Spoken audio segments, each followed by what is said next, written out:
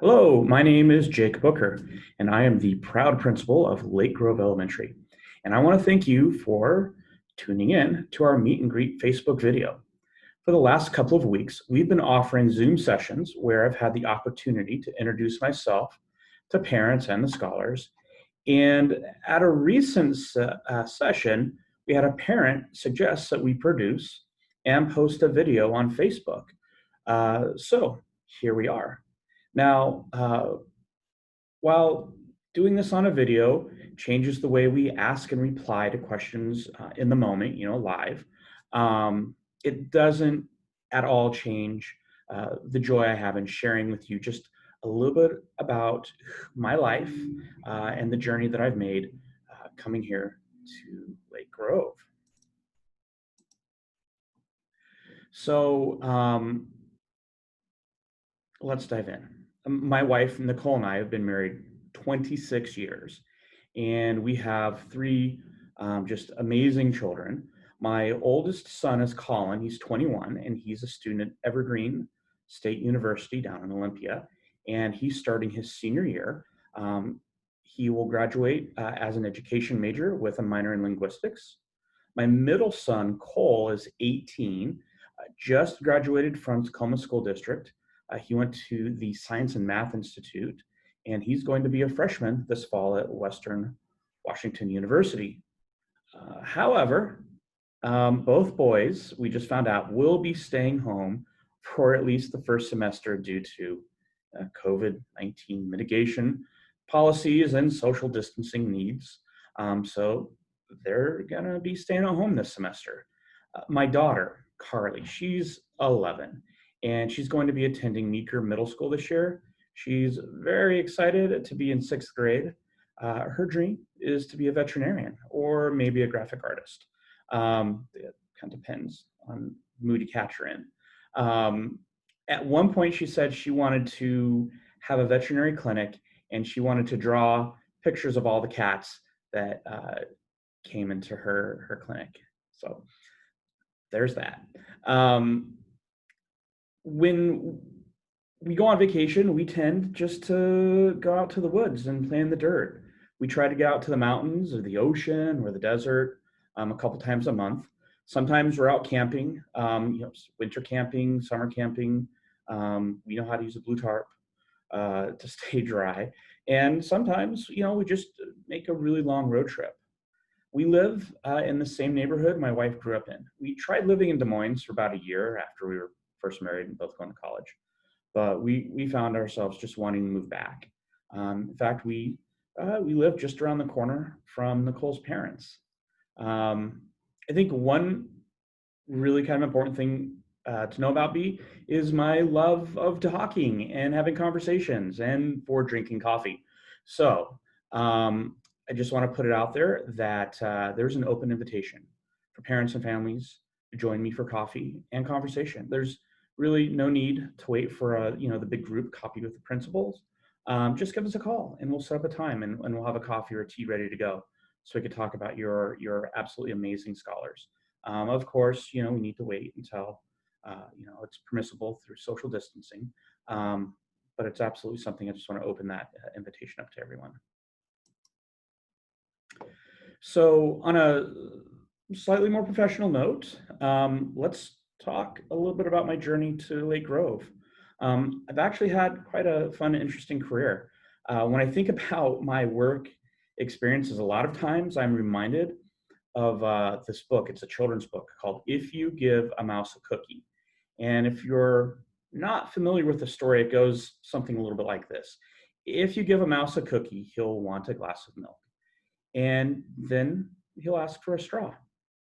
And if you give him a straw, then he's going to need a napkin. I think you get the idea of kind of where that's going. My career path kind of looks a little bit like that. Once I started getting one degree, I decided I wanted a certificate, which meant more school, which meant another internship, which would then push me towards another degree and so on and so forth. And it really, for me, it all started, feels really like a long time ago, like way far back. But in the mid 90s, I was going to Highline Community College and I was interested in community mental health. So I did an internship at Federal Way Youth and Family Services. Well, that internship turned into a job as a community mental health counselor, working with scholars across Federal Way and all through South King County. My agency contracted with schools in Federal Way to provide kind of some extra support, doing things like teaching second step lessons, providing social emotional counseling services. And I was actually really, it's funny, I was fortunate enough to meet and work with our Lake Grove counselor, Mary Finney Allen, many years ago when I first started my journey. Eventually, however, sadly, King County and the state had to make budget cuts, and they wound up cutting a lot of funding for community mental health. So our agency closed its doors. At that point, I kind of shifted gears and I went to work down in Auburn for Auburn Youth Resources. They have a residential shelter program, and they actually have four youth shelters. And I served there for quite a few years. We served 12 to 18 year olds. And as a residential counselor, I worked in all four of the Auburn Youth and Family Services shelters. And while working at the youth shelter, um, I found out that Renton School District needed a behavior technician to work in their self-contained classroom, serving scholars who were receiving specialized instruction to support emotional and behavioral disabilities. And I spent about 7 years engaged in that work. I'm kind of coinciding with my work at the shelter. Um, so I spent a lot of time there, and was it was while I was there that I realized that I was ready to change my focus from mental health work and started working on my teacher certification. Um, and once I finished my student teaching, um, I went on to teach first grade at Wildwood and then Adelaide, where I was looping with first and second grade students, and I absolutely loved my classroom. It was so amazing. It was so much fun. And I loved the scholars and I loved the families I was able to serve. I would spend hours on the weekend planning my lessons.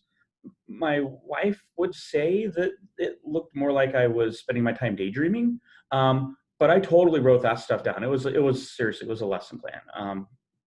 It was definitely a lesson plan.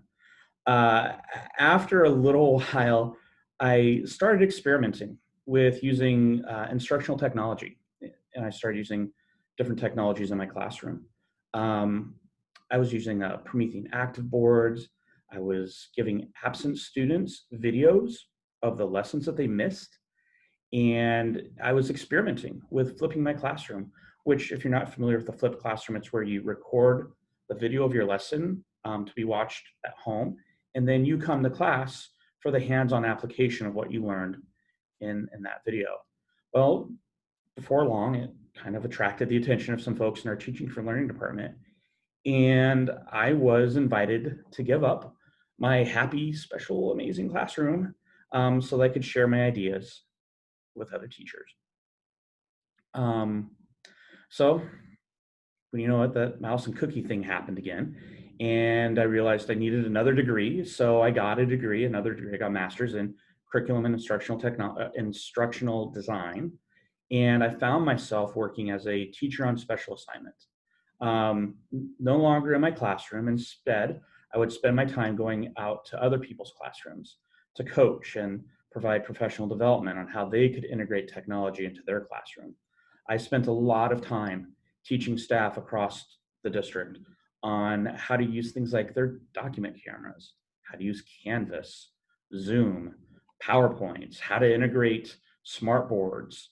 The joke was that if it used electricity and could be found in a classroom, chances are I'd probably be offering a course on how to use it. Um, the time I spent there also gave me a fantastic opportunity to lead a lot of work around creating systems and implementing different technology initiatives in a way that honored the efforts of teachers and the effort that they make every single day as they kind of grow in their profession. And while I absolutely loved the challenge of working at the central office, and the excitement of being on like that cutting edge of technology and seeing what could be done with the tech, I realized that I was missing something. I was missing something that was really important to me. And I was missing kids and families.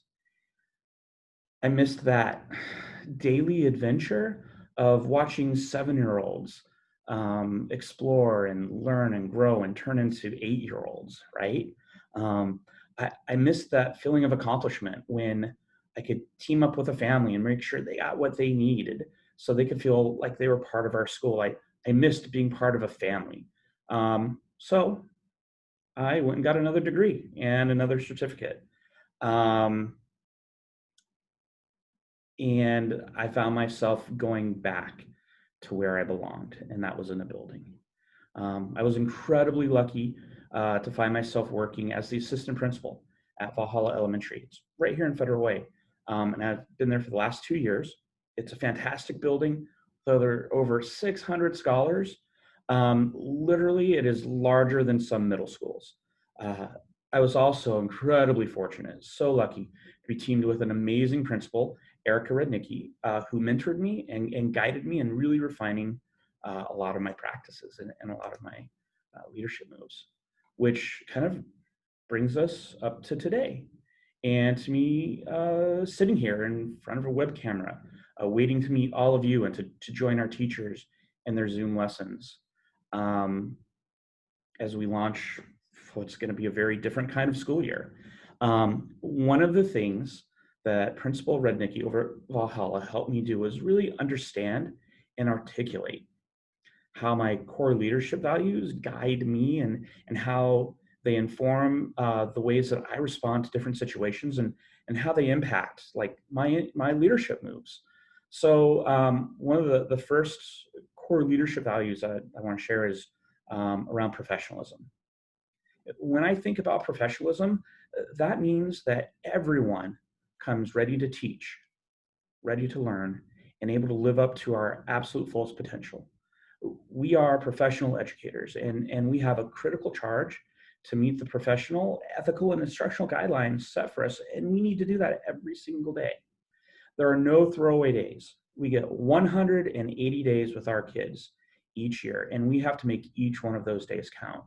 And as a leader, I need to be ready to walk along whatever road my teachers and scholars and families are on and partner with everyone to make sure that we make the most of every single moment. Um, and then we have to keep a growth mindset. We have to recognize also that we're not perfect and no one expects absolute perfection on the first try. We expect progress. We can expect high effort. We can expect to see that coupled with high supports, just like we expect from our scholars. If my student doesn't do well on a math lesson, I don't give up on him and move on to the next topic. I examine what didn't work for him, analyze the learning or the barriers to learning, make some accommodations, reteach, reassess, and really understand that we all grow and we learn and we make mistakes. But those mistakes are not final. They're just the next step towards learning and growing.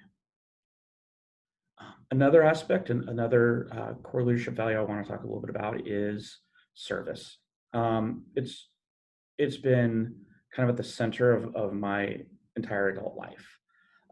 Years ago, I heard a quote from Shirley Chisholm, and it was, service is the rent we pay to the universe for our place in it.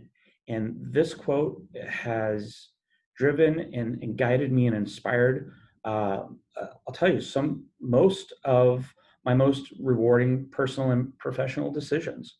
And I can't, I just can't really think of another one of those core values that isn't more central to who I am. And next, to be honest, I can't think of another time in my experience where equity and access has been more important, right? With our current status in this pandemic and making sure that we're providing equitable access to instruction, well, that's just mission critical, right? Our school, our district, our entire state has been mobilized and has been working to address this issue. And it impacts everything we'll be doing over the next few months, from master scheduling, core academics, to ensuring families have stable internet, to making sure that we keep our commitments to providing lunch services, and making sure that we're scheduling those at times that work for our families. Years ago, when I became a teacher on special assignment, part of my motivation was to ensure that we built systems to provide equitable access to classroom technology, like document cameras, projectors, teacher laptops.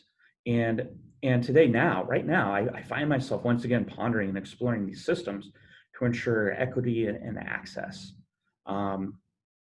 because it's absolutely critical right now. And finally, I want to share some of my beliefs around shared wisdom. I know for a fact that each one of us brings a unique set of experiences and has a voice that, if heard at the right time and elevated, can be a catalyst for some really amazing change. And sometimes that voice is going to come from a teacher. It's going to come from a bus driver. It's going to come from a parent or an auntie, and oftentimes it's going to come from those who are most impacted by our decisions, and those are our scholars. So I am absolutely committed to hearing and elevating voices. And part of that work will be done through our student advisory team. Part of that work will be done by engaging with our PTA. Some of that work will come by having parents being invited, being involved, and becoming members of our PBIS committees and our different work committees here at the school. And I'm actually going to be making opportunities for parents to speak directly to staff through parent panels. We're going to have, we have, in fact, hundreds of voices at Lake Grove with a depth of wisdom that just absolutely has to be shared. So I'm imploring, I'm inviting you, please join me, look for those opportunities to share your wisdom with us through all the different venues, through our Coffee with the Principal Zoom sessions, through virtual home visits, through parent panels.